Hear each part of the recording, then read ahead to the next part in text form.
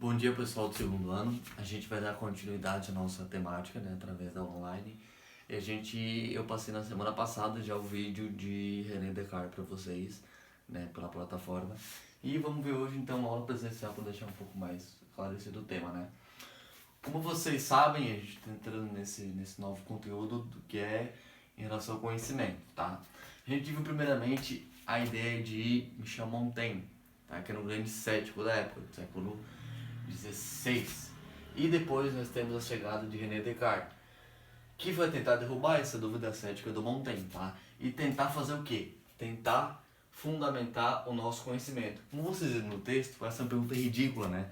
Ah, tentar fundamentar o conhecimento, pra quê? Com a necessidade disso, eu sei, tu não sabe, pronto, acabou a história.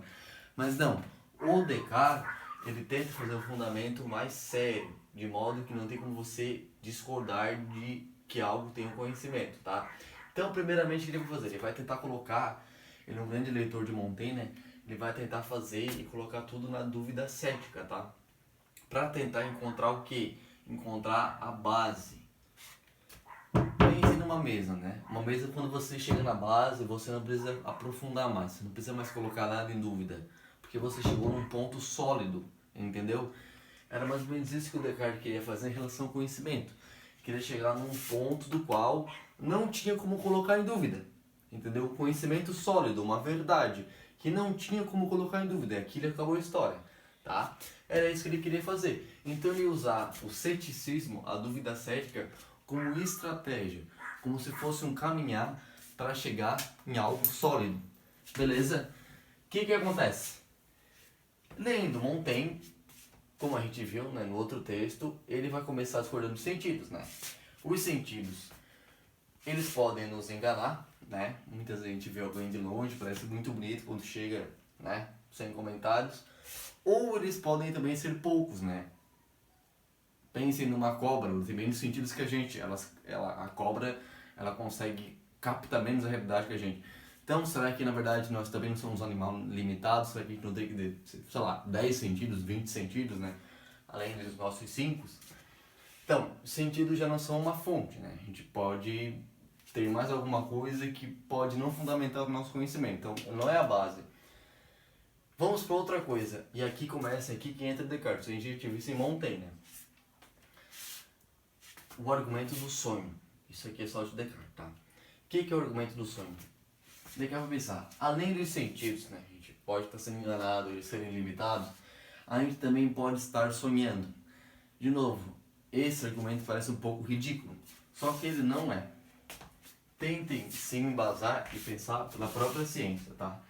O nosso sonho, gente, em média, tá? Aí varia de pessoa para pessoa, mas em média ele dura 8 horas por dia, tá? O que acontece?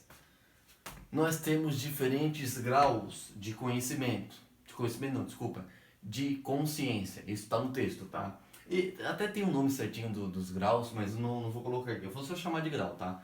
Nós temos o grau 1, tá? Que geralmente acontece nos 5 primeiros minutos de sonho. E no grau 2, geralmente nos 5 minutos finais do nosso sonho, tá?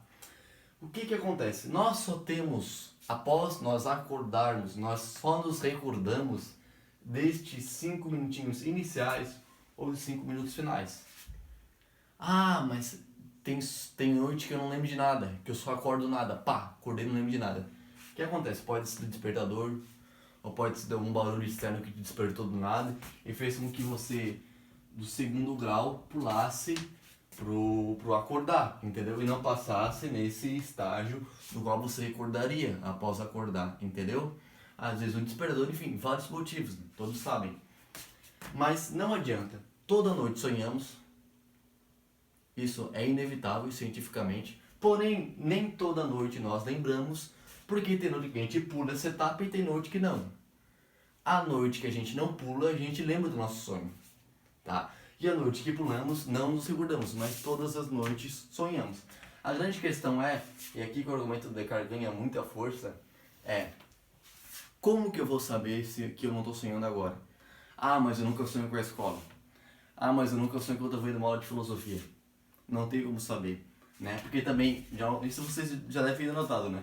No sonho o tempo passa muito devagar. Então assim, ó, você já pode ter sim sonhado com a escola e pode também isso aqui ser um sonho, por mais maluco que pareça, tá? A gente tem, além de ter pouco tempo de sonho, né, nosso ponto de vista, a gente também pode ter sonhado de tudo um pouco, a gente já pode ter sido de tudo nos nossos sonhos, né? Inclusive com o cotidiano, né, com o trivial, isso aqui pode estar sendo um sonho. Beleza, então quer dizer, ele achou mais um problema aqui. Aqui, gente, o Descartes vai entrar em várias hipóteses, ele vai começar a questionar a matemática, ele vai entrar com a ideia de Deus, enfim, aí o argumento fica muito complexo, tá? Aí fica mais pra gente se aprofundar mais em Descartes, a gente pode conversar depois. Eu vou pular um pouco essa parte e deixar um pouco mais simples, tá? Pra gente, porque é um conteúdo difícil. Bom, Descartes confia de sentidos, vê que não é a base. Vai para o argumento, vê que não é a base, né, do sonho, vê que também não é a base, não sabe se está acordado ou se não está.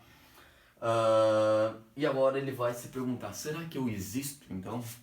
Já que eu posso colocar tudo em dúvida, posso colocar inclusive que a minha mão, afinal de contas eu sei da minha mão pelo sentido da visão e do tato, será que eu posso colocar tudo em dúvida? Será que eu existo mesmo? E Descartes vai pensar que sim, que isso aqui não é a base, porque ele pode fazer parte da própria ilusão dele, a existência dele. Então isso também não é a base está mais embaixo. E aqui que está o pulo do gato. Ele vai pensar também, será que o próprio pensamento existe? Será que eu estou pensando?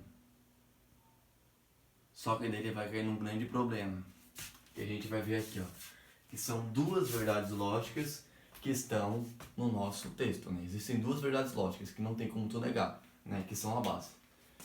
Primeira, tudo que existe pensa e tudo que pensa existe, tá? Ao contrário, desculpa, me confundi aqui, ó. Tudo que existe não necessariamente pensa. Por exemplo, uma pedra, tá? Ela existe, mas ela não pensa. Porém, tudo que pensa existe, uma pessoa, entende? Então quer dizer, tudo que existe pensa, mas tudo que existe não necessariamente pensa, mas tudo que pensa obrigatoriamente existe. Bom, primeira verdade. A segunda verdade é da não contradição. Não tem como algo ser e não ser ao mesmo tempo. Não tem como exigir ser... Por exemplo, eu acho que... que cor é essa? Sei lá, rosa. Não dá pra entender se é rosa ou é laranja, mas enfim, faz de conta que é rosa. Não dá pra exigir ser rosa e não ser ao mesmo tempo. Ou ele é rosa ou não é. Compreenderam? Precisa da não contradição. Bom, voltando ao nosso argumento aqui. Tá. A desistência a gente consegue questionar, né? Existimos ou não existimos? Agora o pensamento. Tem como questionar o pensamento? Não. Voltamos ao princípio da não contradição.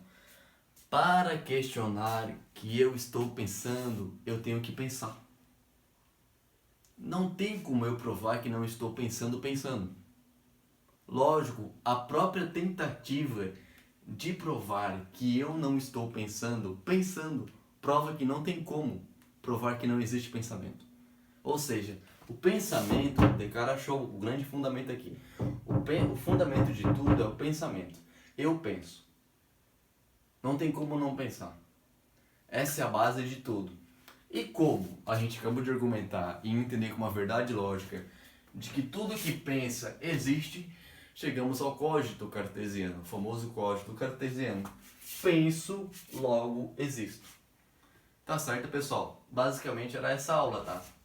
Só que a loucurada começa agora, porque Descartes só chegou aqui. Eu ainda não sei dos meus sentidos. Eu ainda não sei se esse disco que está na minha mão ele é real. Porque eu só sei que eu penso e que eu existo. Tudo que está à minha volta eu não faço ideia ainda. Não tenho a mínima ideia ainda. Né? Essa é só uma etapa. Mas isso aí é papo para uma outra aula, um pouco mais de calma, que Descartes vai provar a existência de Deus e através de Deus provar a existência de tudo que vemos à nossa volta também. Tá certo, pessoal? Qualquer dúvida, vou mandar o formulário junto com o vídeo, tá? Respondam e me chamam, tá? Abraços e bons estudos.